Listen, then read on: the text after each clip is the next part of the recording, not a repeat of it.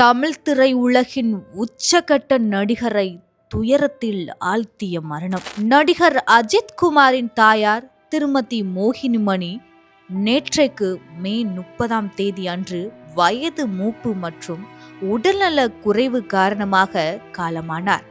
அவருக்கு வயது 84. அஜித் குமார் துபாயில் கார் பந்தய பயிற்சியில் இருந்தபோது தகவல் தெரிவிக்கப்பட்டு உடனே சென்னை திரும்பினார்.